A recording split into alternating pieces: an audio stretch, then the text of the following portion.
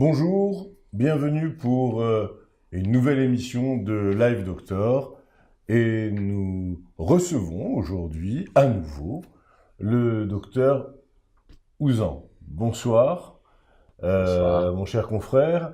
Nous avons déjà eu le privilège de vous avoir parmi nous où vous avez pu brillamment nous présenter certaines maladies cardiovasculaires d'importance et aujourd'hui c'est une nouvelle édition consacré aux maladies valvulaires dont vous êtes spécialiste.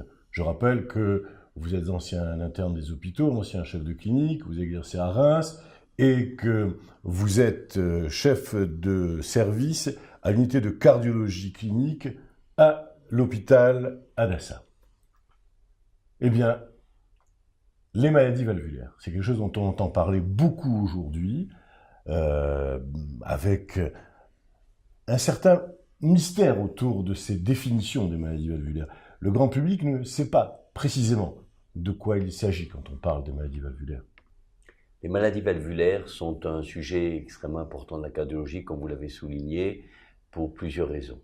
La première est que la population est vieillissante, donc certaines maladies valvulaires vont se développer avec l'âge, et notamment le rétrécissement aortique, c'est-à-dire le rétrécissement de la valve aortique. La valve aortique est la valve qui fait communiquer le ventricule gauche et l'aorte. Donc, comme la population vieillit, ces valves se calcifient et ne s'ouvrent plus complètement. C'est la première maladie que l'on retrouve chez la personne âgée. La deuxième maladie est l'insuffisance de la valve mitrale. Et pour cela, je vais vous montrer aux téléspectateurs ce qu'est une valve mitrale. La valve mitrale est la valve c'est la porte entre le ventricule gauche et l'oreillette gauche. Cette valve, avec le fil des années, va être beaucoup moins compétente, donc le sang va repartir du ventricule gauche à l'oreillette gauche. Le rétrécissement mitral est une maladie beaucoup moins fréquente, qui est parfois congénitale, qui est souvent secondaire à une maladie rhumatismale, que l'on retrouve encore dans quelques cas, mais c'est de plus en plus rare, et l'insuffisance aortique est également beaucoup plus rare. Donc on va se polariser sur les deux grandes maladies que l'on rencontre chez la personne âgée, notamment le rétrécissement aortique et l'insuffisance mitrale. Docteur Ouzan, y a-t-il des raisons particulières qui vont faire que ces valves vont s'esquinter, vont devenir de moins en moins fonctionnelles avec le temps? Alors la première cause, c'est bien entendu le vieillissement, avec la calcification, le calcaire, la calcification qui va gêner le fonctionnement de ces valves. Ces valves peuvent être également endommagées par un processus infectieux, c'est ce qu'on appelle une endocardite, qui est une infection générale, en général qui démarre au niveau des dents ou d'une autre porte d'entrée. Et enfin, la troisième cause, qui est moins fréquente maintenant, ce sont les maladies dites rhumatismales, qui sont acquises dans l'enfance. Le rhumatisme articulaire aigu a été pourvoyeur de maladies valvulaires et surtout de rétrécissement mitral. On voit cette pathologie de moins en moins dans nos pays. C'est ce qu'on appelle le RA, le fameux rhumatisme articulaire aigu, Exactement. Qui aujourd'hui est bien combattu, puisque avec une couverture antibiotique, on arrive à éradiquer le germe en cause et faire en sorte qu'il n'y a pas de greffe endocarditique de ce germe. Exactement. Exactement, c'est une maladie qui a été complètement éradiquée. Elle existe encore dans les pays d'Afrique. Donc on voit des patients africains qui arrivent avec des maladies rhumatismales assez évoluées. J'ai déjà vu un patient avec une insuffisance aortique majeure, mais qui n'avait pas été diagnostiqué ni traité à temps et qu'il a fallu opérer en urgence. Si vous permettez, mon cher confrère, je vais vous demander de rouvrir ce magnifique cœur afin de montrer à nos auditeurs, à nos téléspectateurs, quels sont les différents rapports anatomiques entre les valves et leur place à l'intérieur du cœur. Alors, déjà pour commencer, le cœur est constitué de 4 cavités. 2 ventricules qui sont les grandes cavités. Vous avez ici le ventricule gauche, Vous avez ici le ventricule droit, et nous avons deux petites cavités qui sont les deux oreillettes, l'oreillette gauche et l'oreillette droite. L'oreillette gauche est reliée au ventricule gauche par une valve qui s'appelle la valve mitrale, parce qu'elle est constituée de deux feuillets, et l'oreillette droite est reliée au ventricule droit par une valve à trois feuillets qui s'appelle la tricuspide. Donc, ce sont les deux valves auriculo-ventriculaires. Le sang sort du ventricule gauche par l'aorte, et la valve qui relie le ventricule gauche à l'aorte est la valve aortique. Il y a également une valve qui fait communiquer le ventricule droit au poumon et qui s'appelle la valve pulmonaire. Alors, ces maladies se manifestent souvent par un essoufflement à l'effort.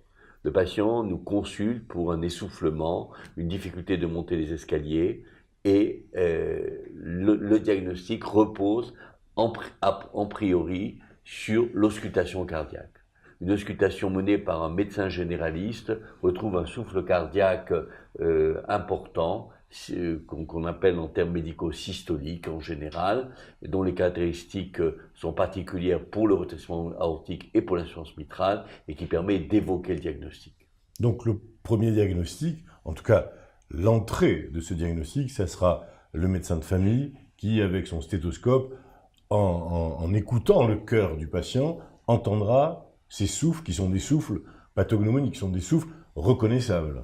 Exactement. Et donc, il aura en quelque sorte la puce à l'oreille, si je peux m'exprimer ainsi, et il va donc adresser son patient au cardiologue.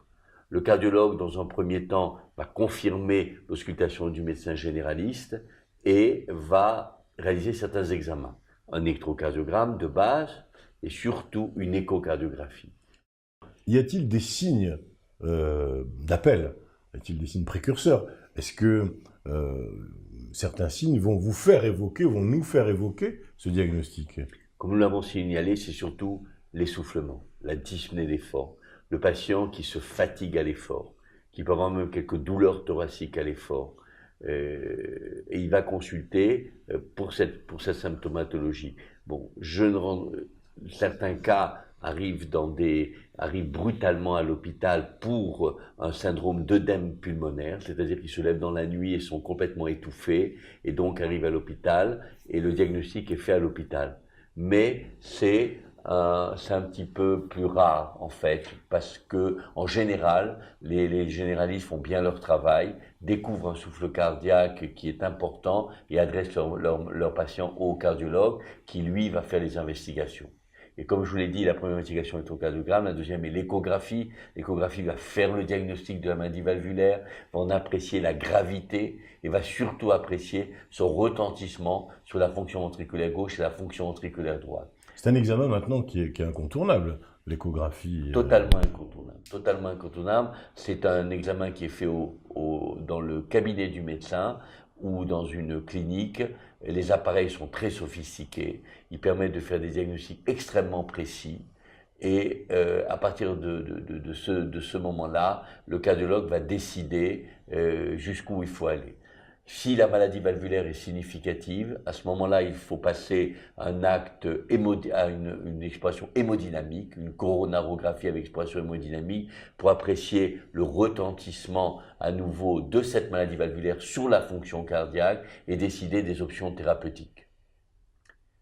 Les options thérapeutiques sont de plus en plus diversifiées. Jusqu'à 5-6 ans, le traitement était uniquement chirurgical. Remplacement de la valve valvulaire aortique, réparation ou remplacement de la valve mitrale, associé plus ou moins à une réparation de la valve tricuspide. La valve tricuspide, c'est ? La valve tricuspide est ici, c'est la troisième valve importante du cœur, c'est la porte entre le ventricule droit et l'oreillette droite.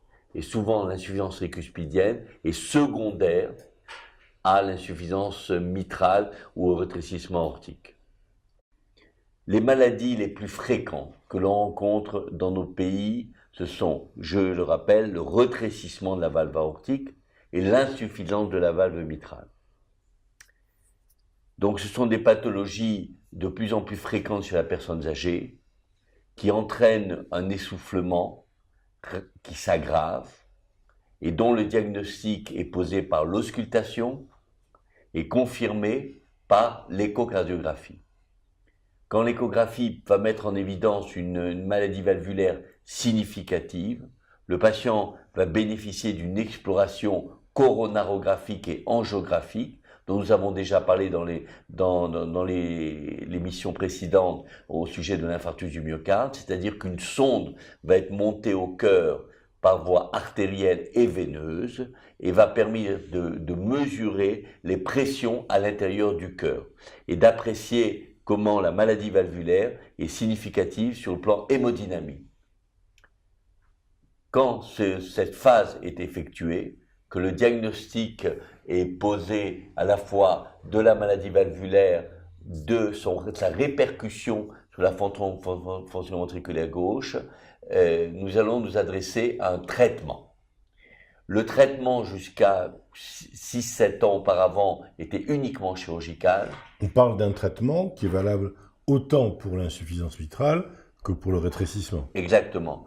Donc le traitement était jusqu'à quelques années auparavant uniquement chirurgical, remplacement de la valve aortique par voie chirurgicale. C'est une opération qui est excellente, elle donne d'excellents résultats même à des âges avancés.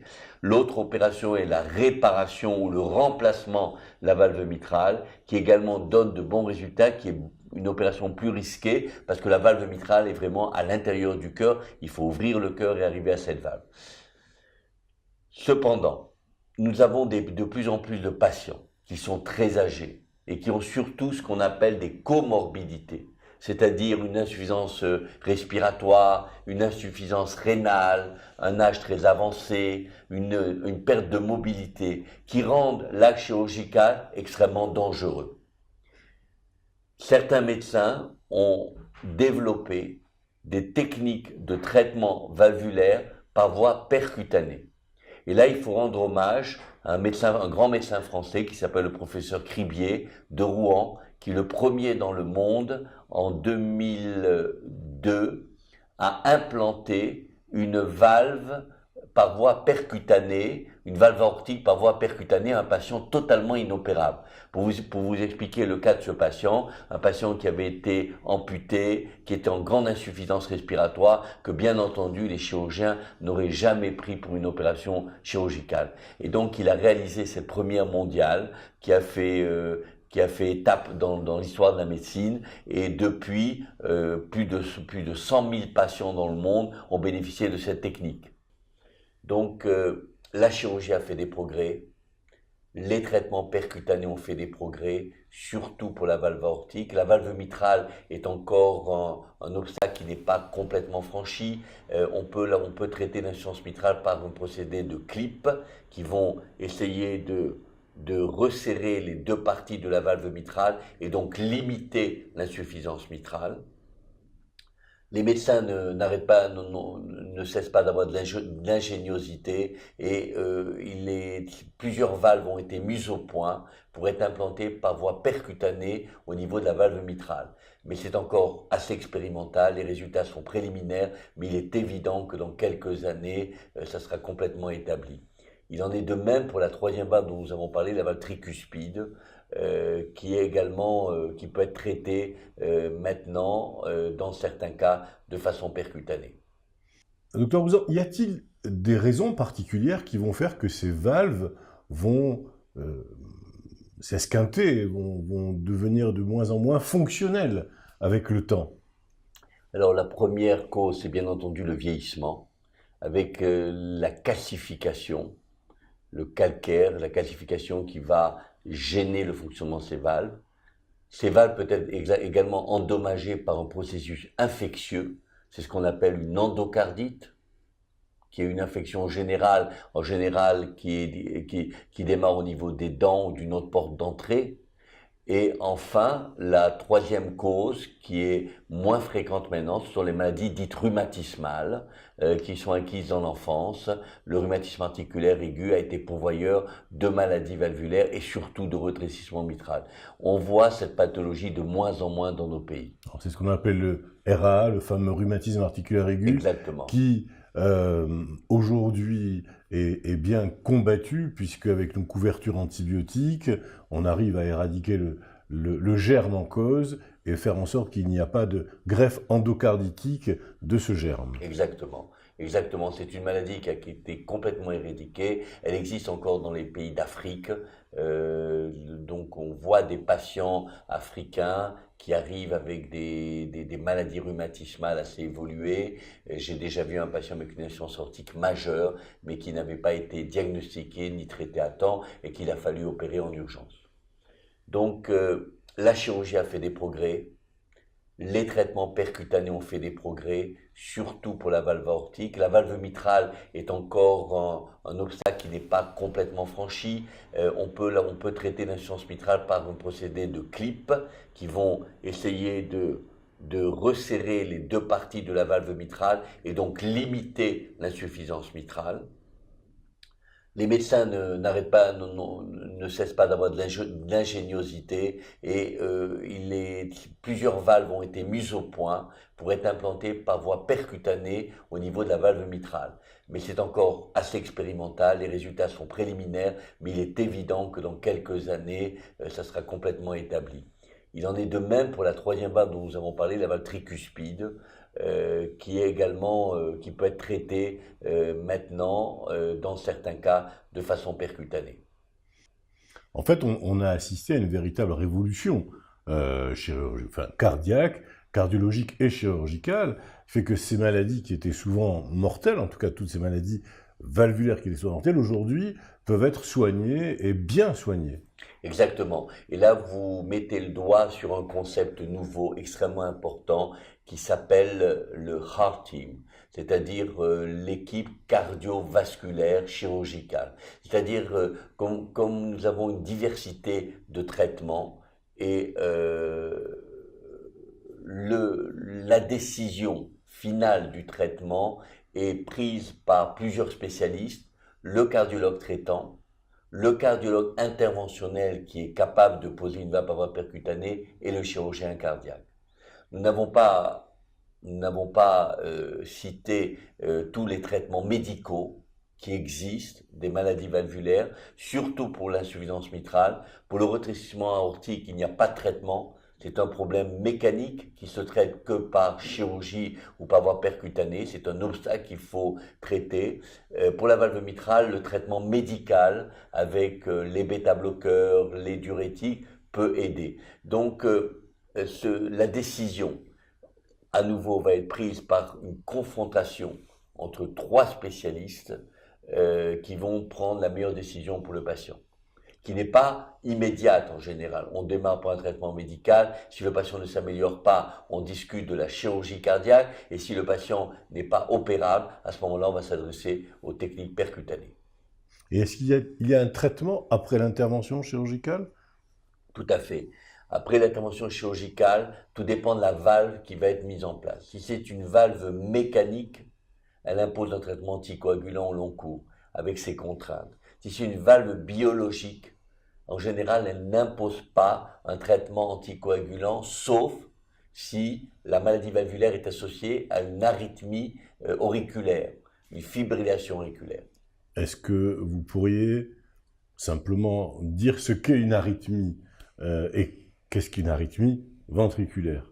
Alors, l'arythmie en général que l'on rencontre le plus souvent est une arythmie auriculaire, ce qu'on appelle une fibrillation auriculaire. L'arythmie, c'est quand le rythme cardiaque n'est pas régulier. Exactement, quand l'oreillette gauche ne travaille pas en même temps que le ventricule gauche, donc il y a une dysynchronie, et là, ça peut créer des caillots à l'intérieur du cœur. Et ce caillot peut se disperser dans tout l'organisme, notamment au niveau du cerveau, et être responsable d'accidents vasculaires cérébraux. Donc ces patients relèvent d'un traitement anticoagulant, et c'est un consensus international maintenant totalement reconnu. Qui est acquis depuis un certain nombre d'années. Exactement, exactement. Mais souvent, quand encore une maladie mitrale a duré des années, l'oreillette gauche est dilatée, et ce sont des patients qui, à 90% des cas, ont des fibrillations auriculaires qui imposent un traitement anticoagulant au long cours. Donc voilà, les maladies valvulaires ont fait l'objet, comme vous l'avez dit, d'une révolution.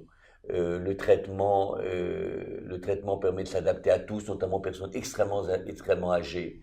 Il y a quelques années, un patient de 85 ans avec un enregistrement aortique était non traitable, était un peu laissé à lui-même jusqu'à terminer sa vie dans des conditions vraiment très très difficiles. Et maintenant, on peut traiter ces patients par voie percutanée et leur donner un confort de vie tout à fait remarquable. Je vous remercie pour ces explications parfaitement lumineuses. Merci infiniment. Avec plaisir. Bonjour et bienvenue dans cette nouvelle émission de Live Doctor avec aujourd'hui notre invité que vous commencez à bien connaître maintenant, le docteur Elisha James Ouzan. Je rappelle, vous êtes cardiologue, éminent cardiologue, que vous avez été ancien interne des hôpitaux à Reims, ancien chef de clinique, que vous avez une longue pratique de la cardiologie, que vous êtes un spécialiste de la chirurgie, de la cardiologie valvulaire et de l'insuffisance cardiaque, et que vous êtes chef de service à l'unité de cardiologie clinique à l'hôpital Adassa. Merci à vous d'être encore présent avec nous aujourd'hui pour aborder un sujet capital, fondamental, en ce qui concerne la médecine et la cardiologie. Je veux parler de l'hypertension artérielle. C'est quelque chose qui aujourd'hui s'entend quotidiennement. Nous connaissons tous des hypertendus. Nous sommes parfois nous-mêmes hypertendus. Et on ne peut pas ne pas parler de médecine aujourd'hui sans aborder ce sujet. Alors, c'est quoi l'hypertension artérielle, docteur Ouzan ?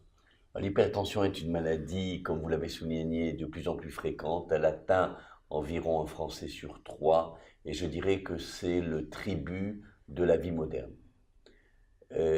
L'hypertension est souvent provoquée par une inactivité, une sédentarité, également un abus alimentaire de sel, et enfin, souvent une vie stressante, avec un sommeil qui n'est pas complet.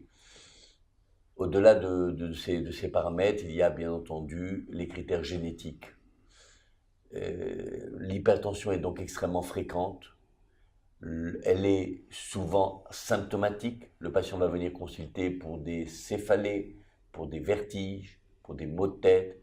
Et donc le médecin, en prenant la pression artérielle de façon très précise, va faire le diagnostic, mais dans quelques cas, elle est totalement asymptomatique. C'est-à-dire elle va être découverte de façon fortuite pour un examen médical de routine ou pour un autre problème cardiologique.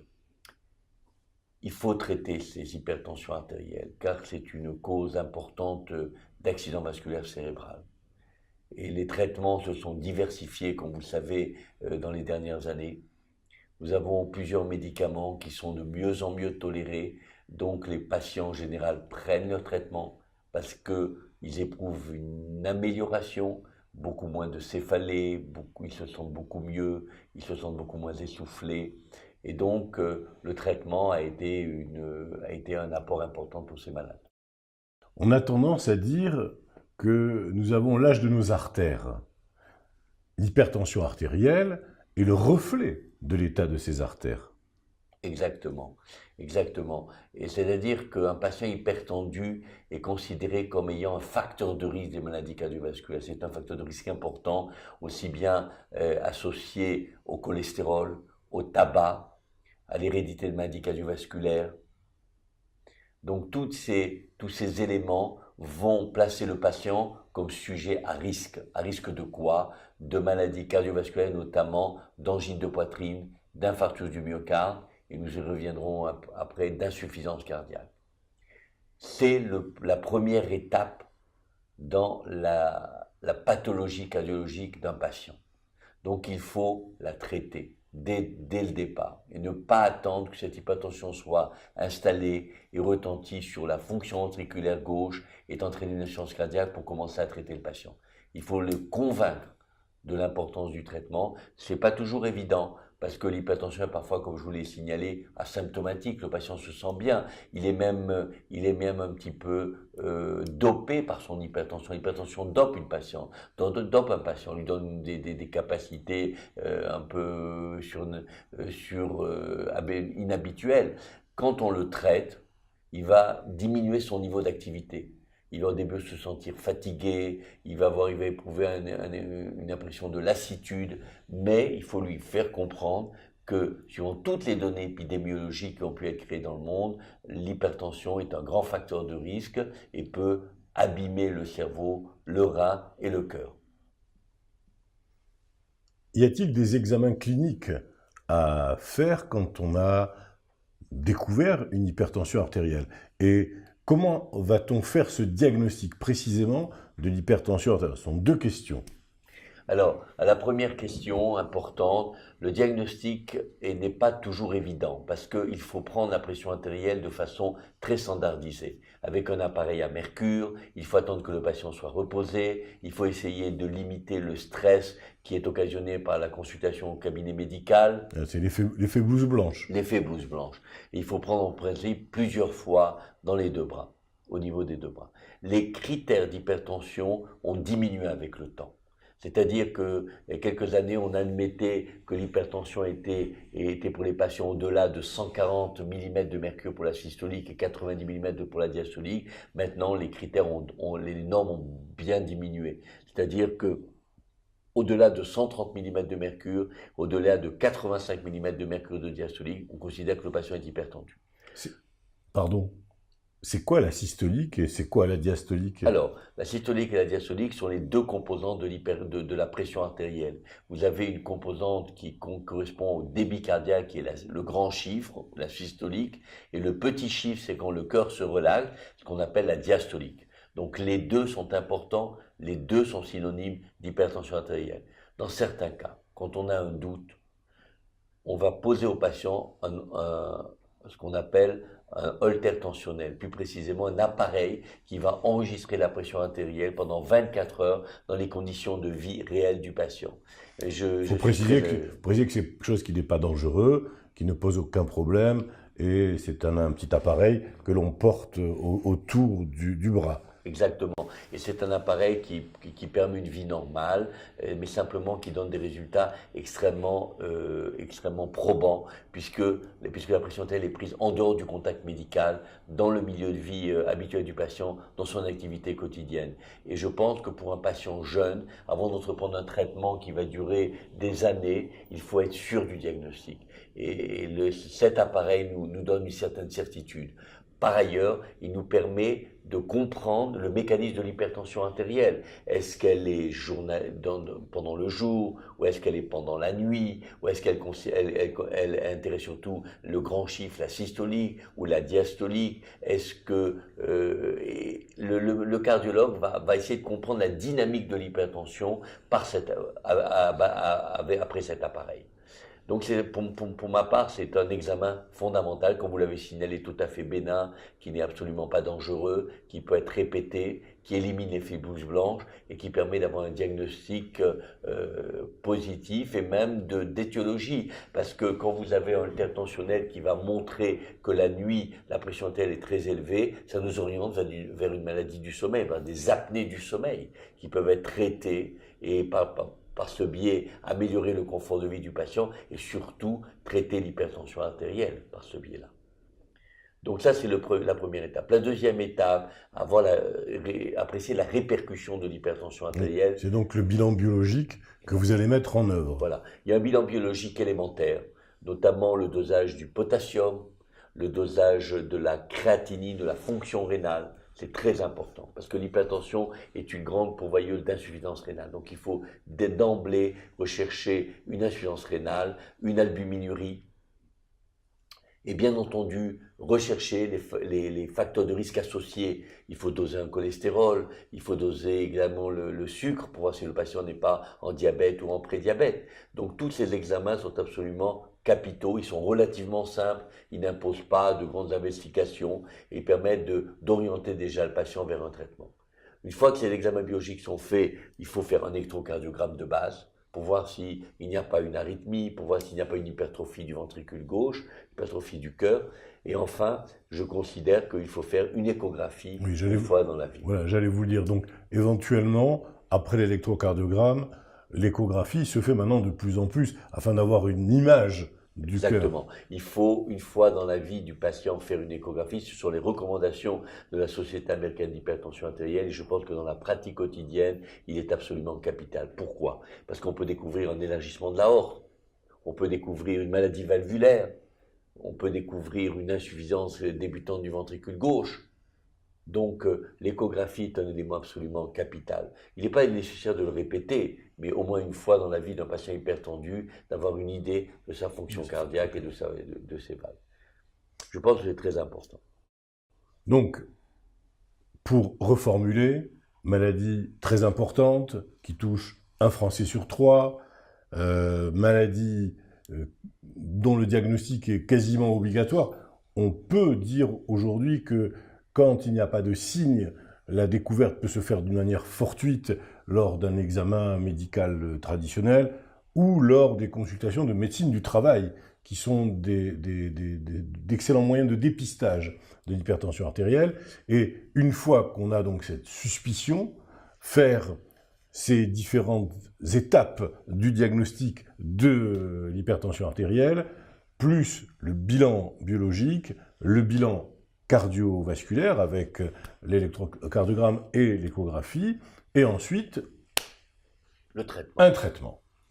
Alors le traitement s'est diversifié ces dernières années. C'est-à-dire que nous avions, il y a 30 ans, que 2 ou 3 médicaments pour traiter l'hypertension artérielle. Ces médicaments étaient très mal tolérés au long cours. Je prends l'exemple de la clonidine qui donnait une sécheresse de bouche. Je prends l'exemple de l'aldomètre, les médicaments de ce type-là qui entraînaient des rebonds à l'arrêt. Mais depuis une dizaine d'années, les médicaments se sont diversifiés avec la classe des bêta-bloqueurs, et notamment des bêta-bloqueurs très cardiosélectifs qui permettent un confort de vie excellent. Enfin, les inhibiteurs d'enzymes de conversion, qui sont d'excellents médicaments et très bien tolérés. Les calcium bloqueurs, qui sont également des médicaments qui sont bien tolérés. Et donc, on a maintenant une panoplie de médicaments qui permettent de traiter 90% des hypertensions artérielles. Cependant, utilise-t-on toujours les diurétiques? On utilise toujours les diurétiques. Ça reste un traitement important ou en monothérapie ou surtout en bithérapie. C'est-à-dire qu'on donne un inhibiteur d'enzyme de conversion et un diurétique, un bêta-bloqueur et un diurétique, un calcium-bloqueur et un diurétique. Cependant, certains malades, malgré ces associations, sont résistants au traitement. Alors, il faut s'assurer de la vraie résistance. C'est-à-dire que pour ces patients, il faut poser un hypertentionnel, pour être sûr qu'ils sont vraiment hypertendus malgré le traitement et s'assurer qu'ils ont bien pris leur traitement.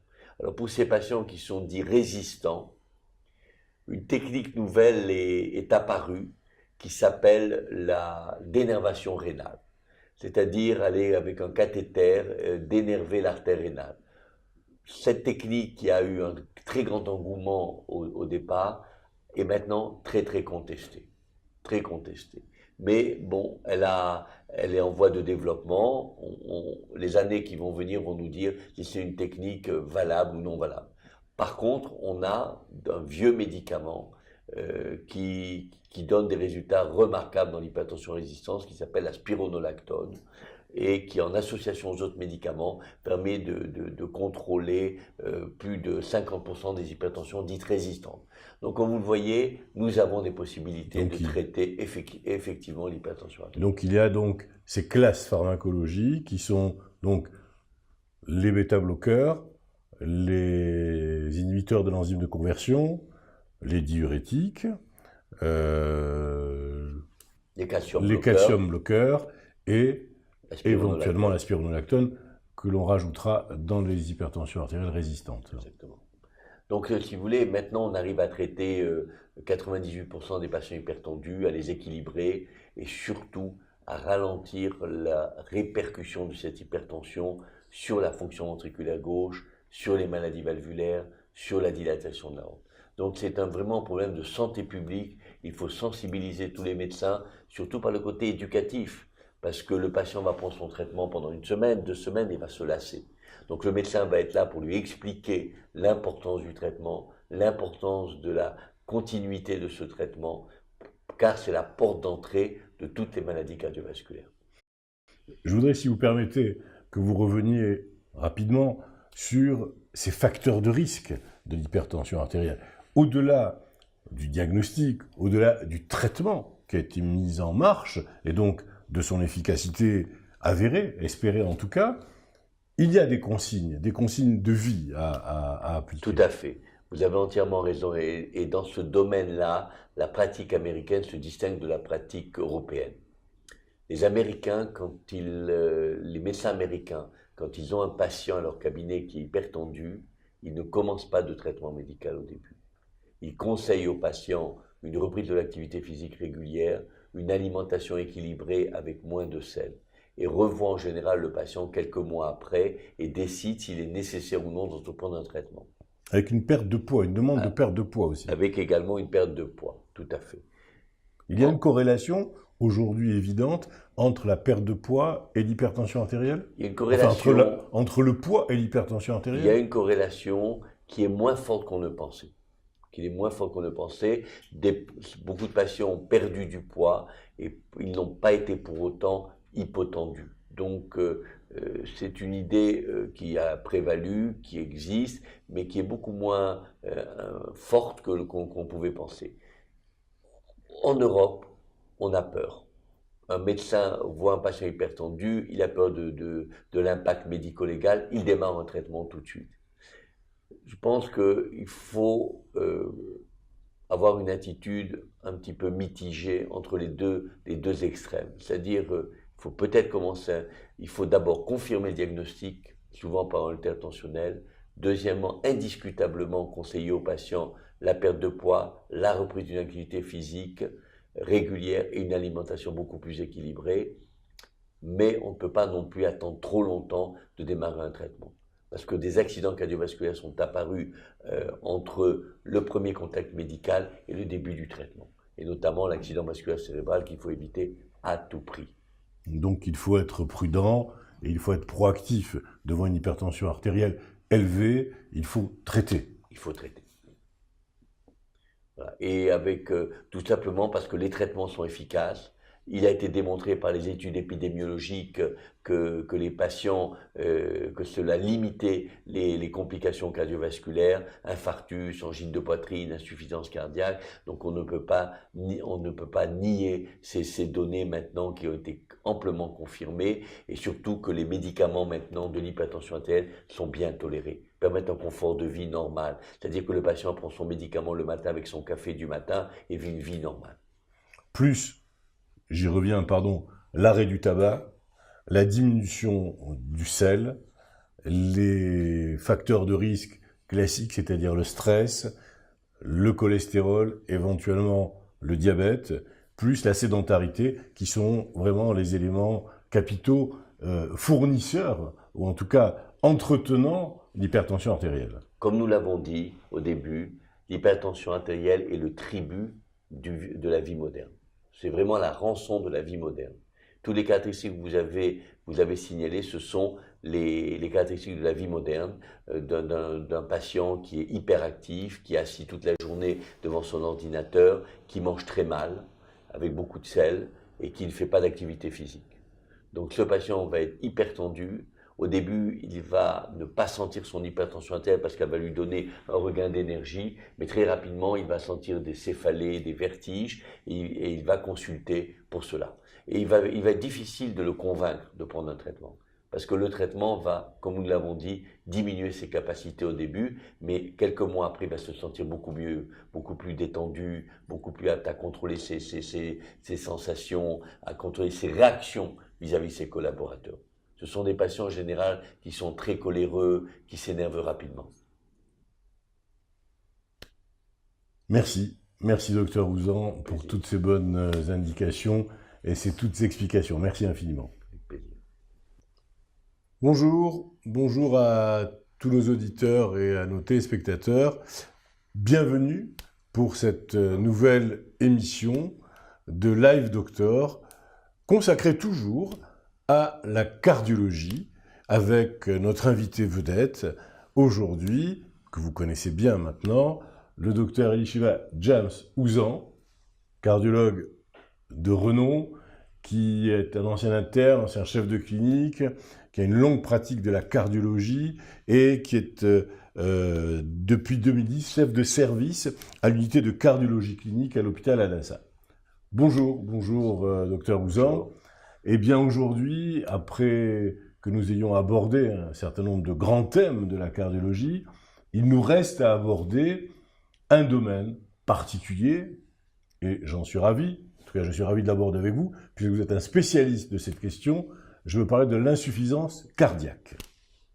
Alors l'insuffisance cardiaque est une maladie qui est en très grand développement. Et pourquoi ? Parce que, comme nous l'avons signalé dans les émissions précédentes, nous savons traiter de mieux en mieux l'infarctus du myocarde, nous savons traiter de mieux en mieux les maladies valvulaires, nous savons traiter l'hypertension artérielle, mais le patient, après quelques années d'hypertension artérielle, de maladies valvulaires ou maladies infarctus à répétition, va développer ce qu'on appelle une insuffisance cardiaque.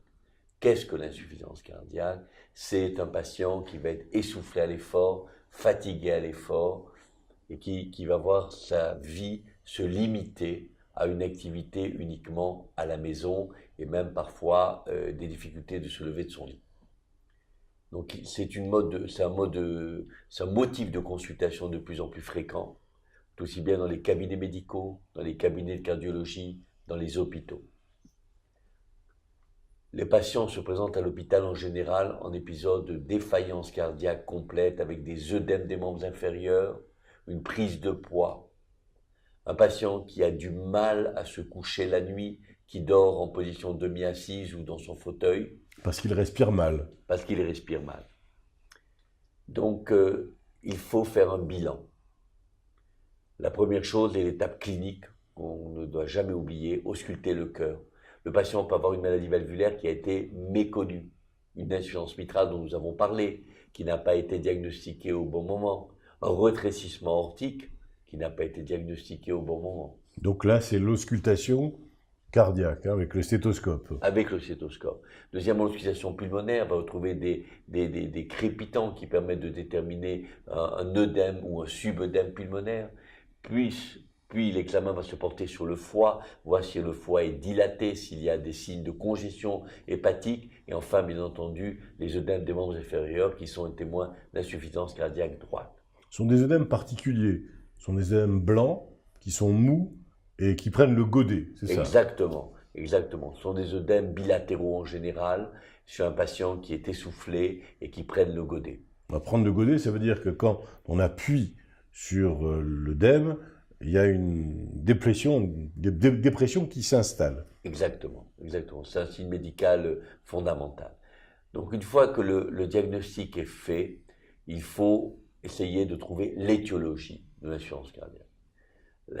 Plusieurs étiologies peuvent être proposées, soit, comme nous l'avons signalé, un patient qui a eu plusieurs infarctus du myocarde, qui ont endommagé son ventricule gauche, ou vous avez une maladie valvulaire qui s'est développée pendant des années, qui a entraîné une dilatation du ventricule gauche, une fatigue de ce ventricule gauche, ou enfin une maladie infectieuse du cœur, une endocardite, qui a également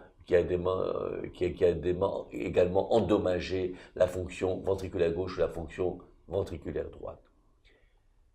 Là aussi, une étape très importante du diagnostic électrocardiogramme qui va permettre de voir le rythme du patient. Souvent, ces patients sont en arythmie auriculaire. Et enfin, l'échographie et le maître examen. Donc l'arythmie, c'est quand le cœur ne bat pas régulièrement. Exactement. Quand l'oreillette n'est plus synchronisée par le ventricule, et donc on a une dissociation entre l'oreillette et le ventricule, et comme nous l'avons dit dans une émission précédente, c'est un facteur de risque de caillot dans le cœur, et bien entendu d'embolie cérébrale. Donc l'échographie va être là aussi l'examen capital, il va nous renseigner sur le mécanisme de cette insuffisance cardiaque, est-ce que c'est une atteinte valvulaire, est-ce que c'est une atteinte du muscle cardiaque, et là l'échographie va permettre de définir la fonction ventriculaire gauche et ventriculaire droite. Très fréquemment, ces insuffisances cardiaques sont créées par une dégradation de la fonction ventriculaire gauche. Le patient va être traité immédiatement, en général par des diurétiques, parce que son confort de vie est extrêmement perturbé. C'est un patient qui ne peut presque plus parler parce qu'il est essoufflé, qui ne peut presque plus s'allonger, qui voit son poids augmenter démesurément alors qu'il ne mange pas plus, et donc il faut le soulager. Alors les diurétiques, c'est une classe pharmacologique qu'on a déjà évoquée dans l'hypertension artérielle. Et donc là, quelle va être l'action de ces diurétiques? Alors, ces diurétiques sont en général donnés par voie intraveineuse. En milieu hospitalier, on démarre un traitement intraveineux pour soulager rapidement le patient. Donc l'infirmière va mettre en place une voie d'abord et le diurétique va être injecté. Il permet une diurèse, donc le patient va aller très souvent aux toilettes, mais il va se sentir très rapidement soulagé. Donc il va uriner. Il va uriner, il va diminuer l'excès d'eau qu'il a dans l'organisme et il va voir ses œdèmes diminuer, il va sentir son essoufflement diminuer. C'est un effet quasiment immédiat de soulagement. Donc c'est la première étape qu'il faut envisager. Une fois que le diurétique a été donné, il faut à ce moment-là, suivant la cause de l'insuffisance cardiaque, traiter spécifiquement. Il se peut que ce soit une maladie valvulaire et dans ce cas-là, reprendre tout ce que nous avons dit, une exploration hémodynamique et angiographique pour voir si le patient est opérable ou s'il peut être traité par voie percutanée. Si c'est une maladie du muscle cardiaque lui-même, à ce moment-là, il faut traiter par d'autres médicaments, en plus des diurétiques, les inhibiteurs d'enzymes de conversion dont nous avons parlé pour l'insuffisance cardiaque et dont le seul effet secondaire est la toux qui survient dans 10 ou 15% des cas, qui est rapidement reconnu. Et à ce moment-là, on passe à un autre type de médicament qui s'appelle les inhibiteurs de l'angiotensine 2. L'autre traitement reconnu de l'insuffisance cardiaque, ce sont les bêta-bloqueurs, notamment le bisoprolol, également le carvedilol, également le métoprolol, qui ont été démontrés comme des traitements de l'insuffisance cardiaque qui prolongent la vie du patient insuffisant cardiaque. Donc il ne faut absolument pas les négliger. Et enfin, le troisième médicament dont nous avons parlé pour l'hypertension dite réfractaire, qui s'appelle la spironolactone, qui est donné dans l'insuffisance cardiaque et qui prolonge là aussi la vie du patient. Vous avez évoqué les atteintes du muscle cardiaque. Quelles sont-elles? Alors, c'est une atteinte de la fibre cardiaque, comme nous l'avons signalé, qui peut être secondaire à un infarctus étendu, une maladie valvulaire qui a été négligée, qui a retenti sur le ventricule gauche, qui se dilate. Le traitement de la maladie valvulaire, le traitement d'insuffisance de l'infarctus du myocarde, mais il y a des patients qui ont dépassé ce stade. Et à ce moment-là, il faut envisager d'autres thérapeutiques. Et se sont développés chez les patients relativement jeunes le cœur artificiel, qui est de plus en plus répandu, qui est d'une grande astreinte, mais qui permet aux patients de vivre.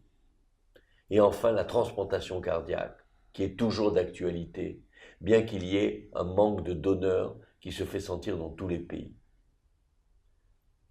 Mais il existe des phases d'insuffisance cardiaque qui sont définies par la New York Heart Association. Oui, on a donc différents stades, n'est-ce pas? Exactement. Nous avons le stade débutant qui est stade 1 ou 2, qui gêne le patient dans les efforts importants de la vie courante. Le stade 3 qui est dans les efforts quotidiens et le stade 4 où le patient est obligé d'être alité. Dans le cadre de l'insuffisance cardiaque, il existe ce qu'on appelle une classification internationale. Pourriez-vous nous en parler? Oui, ça a été défini par ce qu'on appelle la New York Heart Association, une association new-yorkaise qui a défini les critères d'insuffisance cardiaque. Donc il y a 4 stades d'insuffisance cardiaque. Le premier est une gêne respiratoire pour les grands efforts de la vie quotidienne. Le stade 2, c'est pour les efforts, de la vie quotidienne forcés. Stade 3, c'est les efforts que l'on fait dans sa maison et qui sont limités. Et stade 4, ce sont les patients qui sont en quelque sorte alités. Donc, comme nous l'avons dit, les hôpitaux sont malheureusement engorgés de patients d'insuffisance cardiaque qui vont être hospitalisés en cardiologie mais en médecine interne. Donc pour limiter cette lourdeur thérapeutique, les hôpitaux ont mis au point, et les organismes de santé ont mis au point des hospitalisations de jour.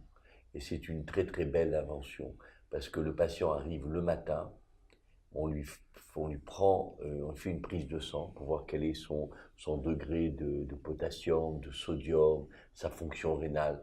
D'ailleurs, il faut signaler que l'insuffisance cardiaque est souvent associée à une insuffisance rénale. Et donc, le cardiologue est toujours soucieux de préserver la fonction rénale de son patient. Donc, une fois que les prises de sang sont prises, l'électrocardiogramme est en général effectué, le cardiologue examine son patient et décide immédiatement s'il faut démarrer une perfusion de diurétique. Quand la perfusion est faite, ça prend en général 2 heures, 2 bonnes heures de tout. Le patient se sent déjà beaucoup mieux et il peut rentrer chez lui et dormir chez lui. Donc ça, c'est une grande révolution pour ces patients. Donc ça a permis d'alléger les services hospitaliers, les services de cardiologie, et permettre une certaine souplesse, puisque le patient arrive le matin, repart dans l'après-midi avec un bilan et avec un traitement. Exactement. Et ça, c'est répété suivant des fréquences définies par le cardiologue, soit une fois par semaine, soit une fois toutes les 2 semaines, soit une fois toutes les 3 semaines. Tout dépend du patient. Mais cela a été démontré comme évitant les hospitalisations. Diminuant les hospitalisations lourdes en hôpital, et c'était une grande, grande révolution de la cardiologie moderne, je le répète, qui est née du fait que l'insuffisance cardiaque est de plus en plus prépondérante dans nos pays développés. La population vieillit, les pathologies sont bien traitées, aussi bien valvulaires que coronariennes, mais il existe un moment où le muscle cardiaque est fatigué. Alors soit le patient peut bénéficier d'une transplantation ou d'une installation d'un cœur artificiel, ce qui n'est pas le cas pour tout le monde, soit il est traité de façon symptomatique dans ce qu'on appelle une hospitalisation de jour. Et le confort de vie du patient est nettement amélioré par ces hospitalisations de jour. En plus, il a un contact privilégié avec son cardiologue, qui n'est pas à l'hôpital, qui est comme une consultation. Et les infirmiers en général ont énormément d'expérience dans l'insuffisance cardiaque, donc vont aider le patient dans la répartition des médicaments. En fait, c'est beaucoup plus humain. Exactement. C'est très humain. Les patients apprécient énormément cette formule. Des liens se créent avec l'équipe soignante, et c'est vraiment un mode de traitement qui va se développer indiscutablement dans les années qui viennent. Vous avez évoqué la greffe du cœur. Est-ce que vous pourriez rapidement nous en dire quelques mots? Alors, la greffe du cœur intéresse les patients dits terminaux. Ce sont les patients qui ne peuvent plus quitter l'hôpital.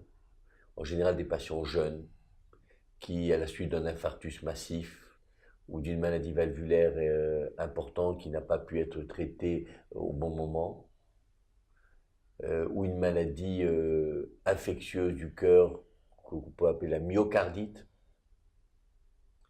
ou la myopéricardite, ces patients vont être en attente de transplantation. Alors, ils vont avoir un bilan pré-transplantation extrêmement approfondi pour savoir s'ils ne sont pas atteints de cancer, s'ils n'ont pas d'insuffisance rénale irréversible, s'ils n'ont pas de contre-indication à la transplantation, et vont attendre patiemment qu'un cœur arrive. Quand ce cœur arrive, le patient est transféré immédiatement dans un centre qui est à même à faire la transplantation, ou dans son propre hôpital ou dans un autre hôpital. Et la course contre la montre va démarrer parce que ces greffons sont très fragiles. Il faut les transplanter rapidement et surtout il faut les transplanter chez les patients les plus compatibles. Parce que vous allez vous rendre bien compte que beaucoup de patients attendent dans différents hôpitaux. C'est le grand espoir. Et pour ne pas perdre un greffon, il faut absolument que le patient transplanté tire bénéfice de la transplantation. Donc en fait, il y a une sorte d'annuaire avec ce qu'on appelle une histocompatibilité. C'est ça, en fait. Exactement. Histocompatibilité et voir si le patient est parfaitement compatible au greffon qui va arriver. Mais c'est vraiment une révolution. Il faut avoir vu des patients transplantés. Moi, j'en soigne quelques-uns. Ce sont des gens qui étaient vraiment dépendants à 100% de l'hôpital, qui ne pouvaient plus quitter l'hôpital, qui rentrent chez eux, qui reprennent une vie normale. Ce n'est pas la fin de l'histoire. parce qu'ils doivent revenir régulièrement pour des bilans assez exhaustifs, des biopsies du cœur pour éliminer les phénomènes de rejet. Ils doivent prendre des médicaments lourds, anti-rejet, qui ont, eux, des effets secondaires au niveau rénal, au niveau même psychologique, mais ils retrouvent une vie active quasiment normale. C'est vraiment la grande révolution de la médecine moderne. Nous avons des transplantés qui ont été transplantés maintenant il y a 20 ans. Vous avez un recul de plus de 20 ans, en fait. On a un recul de plus de 20 ans avec des gens qui ont été transplantés depuis 20 ans, plus de 20 ans, qui vont bien, avec bien entendu les contraintes que cela impose. Le patient transplanté doit être quelqu'un qui doit être extrêmement sérieux dans ses médications, qui doit être sérieux dans son suivi. On ne peut pas se permettre de transplanter un patient qui ne va pas suivre les recommandations, parce que c'est perdre un greffon et c'est vraiment un grand gâchis. Donc il faut s'assurer, c'est un psychologue qui va étudier le patient pour savoir s'il est apte à bénéficier d'une transplantation, et quand le patient est apte, il en tire bénéfice. Il peut vivre des années avec un corps transplanté. Ce sont des belles perspectives d'avenir, ce sont de bons espoirs que vous donnez aujourd'hui pour ces insuffisances cardiaques terminales, en fait. Mais il ne faut pas arriver à ce stade. Et pour ne pas y arriver, eh bien, je vous invite à voir, à revoir toutes les émissions de Live Doctor sur ce sujet de la cardiologie avec notre invité dont je vous avais vanté les mérites de pédagogue, et vraiment, vous verrez que vous ne serez pas déçus. Mon cher confrère Dr Ouzan, merci infiniment. Merci à vous d'avoir participé à cette aventure de Live Doctor et de pouvoir ainsi pu dispenser un certain nombre de renseignements, d'informations, d'enseignements à tous nos auditeurs. Merci à vous. Avec le plus grand plaisir.